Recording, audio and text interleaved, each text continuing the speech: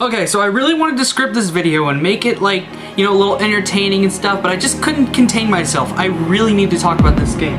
I want to talk about Fire Emblem Fates. Fire Emblem Fates, as you know, is the newest Fire Emblem game. This one is Birthright, the one where you side with Hoshido. And there are two games. There's Fire Emblem Fates Conquest and Fire Emblem Fates Birthright. I chose Birthright because I wanted to start with the easier one, and then do the harder one, and then play Revelation eventually, which is the third option where you choose neither. But I want to start with Birthright, and I just want to talk about it for a few minutes. But oh my god, this game is... Fire Emblem is just like the best game I've played in a while. I mean, for its genre. I've never actually played any of the other Fire Emblem games. I did play Fire Emblem Awakening, not around the time it came out, a little bit later, but I really was interested in trying it out because my friend told me, hey, you know what, Fire Emblem is really good, you should get the demo. And I'm like, okay, I'll get the demo and I'll try it out. And I tried it out and it was really good.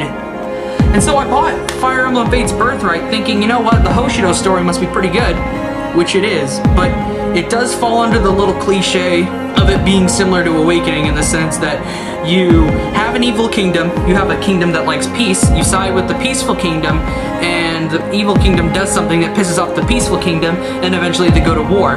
Kind of the same thing with Plegia and Elise from the last Fire Emblem game, but that's just a whole other thing. Let's talk about the gameplay. Gameplay is very similar to Fire Emblem Awakening, or actually all the other Fire Emblem games. It's the same thing, basically. Or you move your characters around, you pair them up, you use support and all that kind of stuff, and then they have different kind of weapons, effective and weak against other types of weapons. For example, spears beat swords, swords beat axes, and axes beat spears.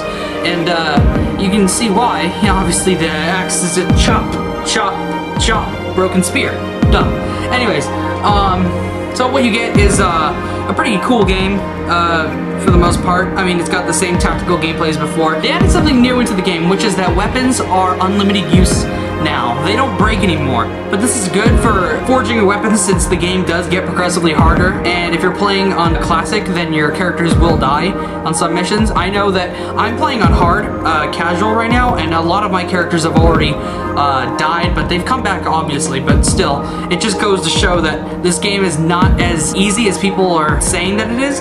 Because I know it gets progressively more difficult as you progress through the story. As you make it through the story, the game becomes more difficult, and that's always fun. And of course in this game there's grinding. You can do challenges throughout different levels that you've completed. And it's pretty good for getting your characters who you don't use that much to a higher level, so that way you can use them in future levels. And it's also good for leveling up your character's weapon proficiency. So if your character has like an E rank with bows, they're really gonna suck when they use bows. So you fight really weak enemies with your bows, kill them with their bows, and then they level up. And it's a really nifty feature. I know Conquest doesn't have this, but we're not gonna talk about Conquest. We're gonna talk about Birthright. How's the story? The story itself is pretty good. What I'm about to say right here, if you bought either version, this doesn't spoil each version on its own.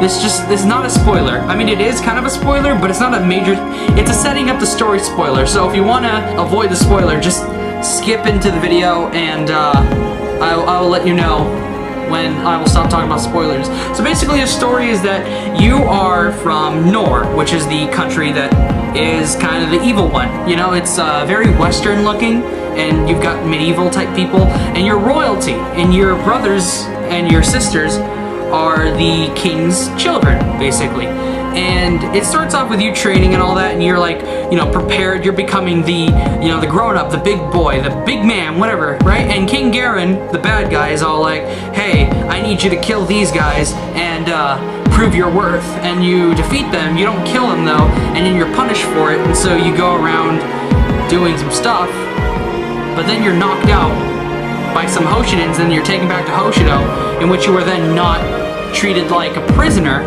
but you're like returned to this lady, Lady Mikoto, or like the queen or whatever, and she's really nice. She treats you with a lot of, you know, like respect for whatever reason. You're confused about it because they're your enemies, or so you think. She turns out to be your mother, and you get to meet all your siblings, and you get to go around Hoshido, and you're like, wow, this place is really nice. No wonder they don't want anything to do with Nor, because Nor wants to ruin their livelihood. You know, why would you want to do that? They're very peaceful, there's no need for war. And then when you reach like your character's exploring, doing all that pizzazz, and then they go to the town square where he meets up with his mother, and the sword that King Garen gave him basically blew up the plaza, killing everyone, including his mother, which then unlocked his powers as a dragon, and he basically went on a killing rampage and killed all the bad guys.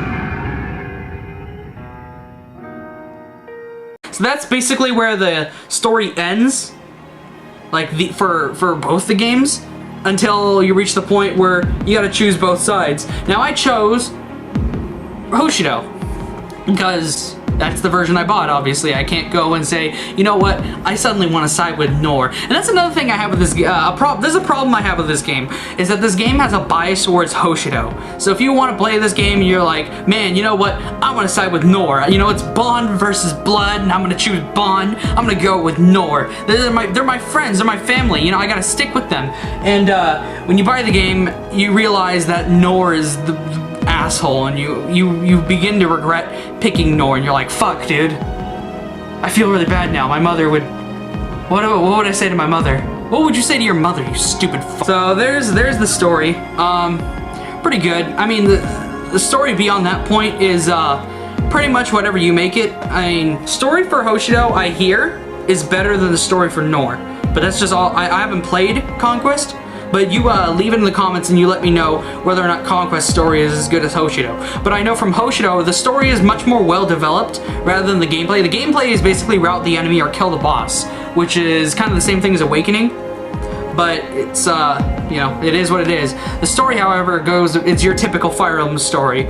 Peaceful Kingdom versus Bad Kingdom. You join Peaceful Kingdom and you help Peaceful Kingdom fight Bad Kingdom because Bad Kingdom killed Peaceful Kingdom's leader. Basically every other Fire Emblem game. But it's done differently in the sense that the bad guys that you run into are people you knew and people that you have an attachment to, because the game develops the character before you make your decision. So when it's not like your character is not hesitant to fight, you know, Xander or Leo or Camilla or Elise. You know, they're characters that he cared about, and characters that you, the player, become attached to with the very little screen time that they get at the beginning of Birthright. Which is, I think is really done well here, because, you know, it really adds it's more engaging that way when you fight characters that you have an attachment to, and, you know, it's all about making choices and such.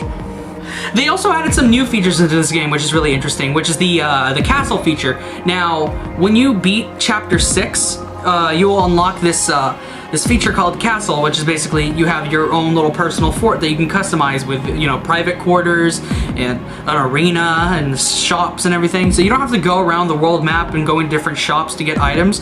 It's all about upgrading the buildings you have and then them obtaining more items. So, like, for example, your level 1 shop, it'll have maybe one steel sword that you can buy in stock.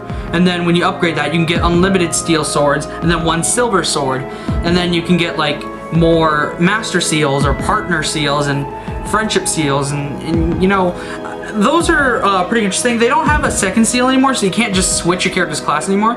It's all dependent on the character's personality, which is something which is something you'll notice at the very beginning of the game when you're customizing your character, is that there's a little personality section. And so it basically says, oh, do you like samurais? Do you like, you know, savages or fighters, ruffians type characters?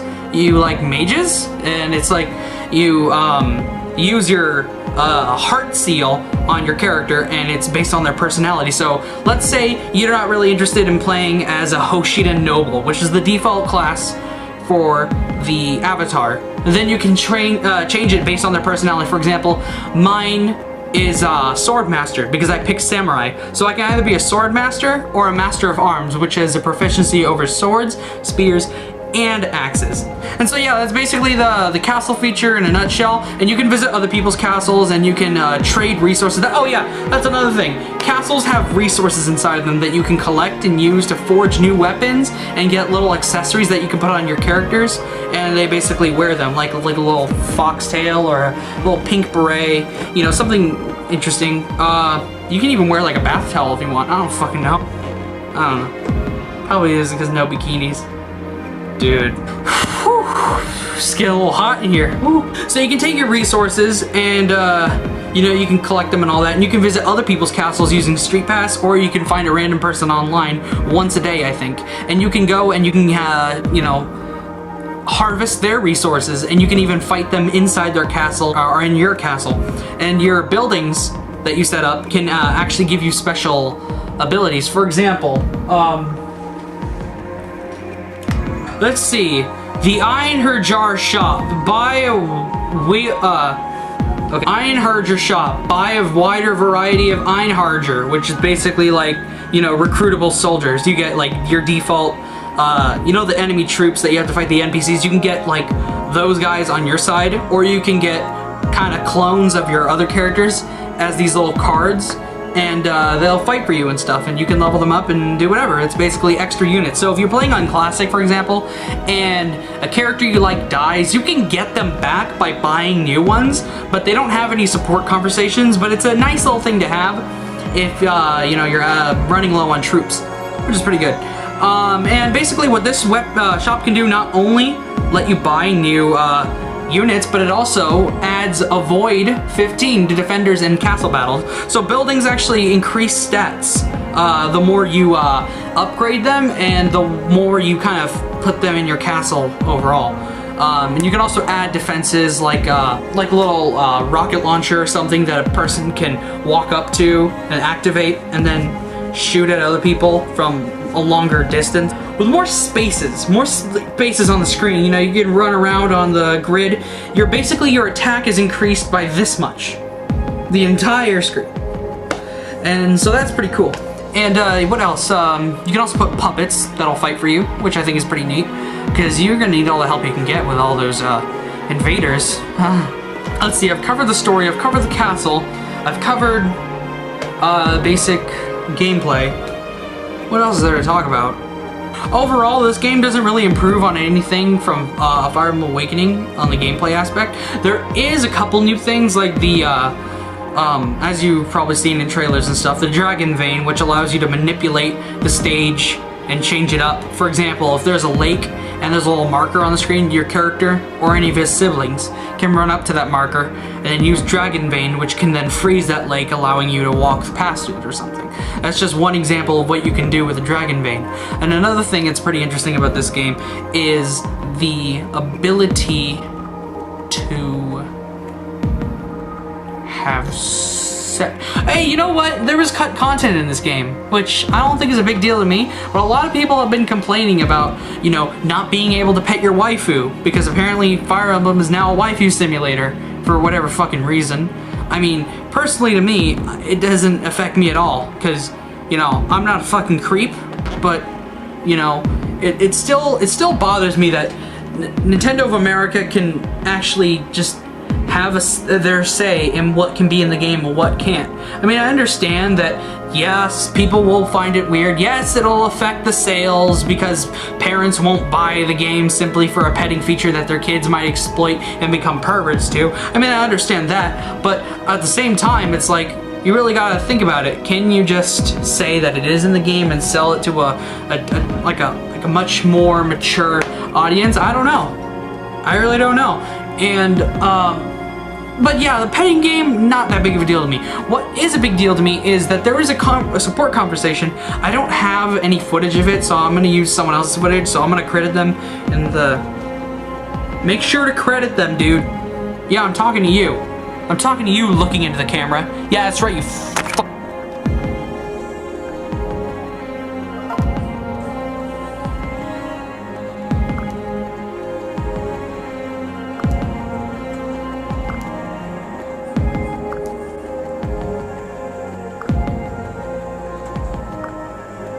there's a support conversation in the game where it's completely just ... the entire time. There was a whole conversation about war and fighting and duty and all that kind of stuff. It was a very deep conversation about the art of warfare, and it was totally just removed for the sake of it appealing to the younger audience or something. I don't know why it was removed, honestly, but it was. And that's something that really upsets me, because the character who says that thing, Saizo, is a fucking beast. Even though I don't use him, because he died a lot, and, you know, his stats weren't all that great when I used him. Anyway, guys, that's Fire Emblem Fates. I don't know what else there is to talk about it. I haven't used the amiibo feature yet, and I haven't played co-op because none of my friends have it. I'm gonna keep playing it, and I'm gonna beat the game. I've already put about like 30 hours into the game. I'm gonna put some more. So I'll make another video talking about, like, you know, spoilers and stuff, and post-game content and all that. I'm gonna when I'm finished with the game, I'm gonna talk about the spoilers and my opinions on it, and if it lives up to the amazing Fire Emblem Awakening. And if it does, then, you know, whoop-de-doo. If it doesn't, well, you know, whatever. I mean, IGN gave it a 9.4. That's like 0.2 lower than Fire Emblem Awakening. So, I don't know. Oh yeah, character customization. There's more of it. So, for all y'all shipping and waifu fans, want to pair the hot chick with your hot guy? Well, you've got a lot of customization options to make your character look good. Or you want to go with the hot guy, make your girl look, you know, kawaii as fuck. Okay. Subscribe to my channel. Make sure you like this video. If you liked it, then hit the subscribe button. If you subscribe, then maybe you should like all my other videos. And if you like my other videos, you should hit subscribe. Thank you so much for watching. Be sure to share this video and spread the word that Fire Emblem Fates is not a shitty game. It is actually really good, and it should be played by other people. Fire Emblem Fates has a new mode. It's called Phoenix mode, and it's basically casual times 10. You didn't want your characters to die and come back to life? You think that's too hard for you to deal with? Well, guess what? People can come back inside the match. Yeah, that's right. Character dies, bam, they'll come right back. And I'm gonna edit this video to show you what that looks like. Starting now. Be sure to subscribe to my new channel, kissmyass.org.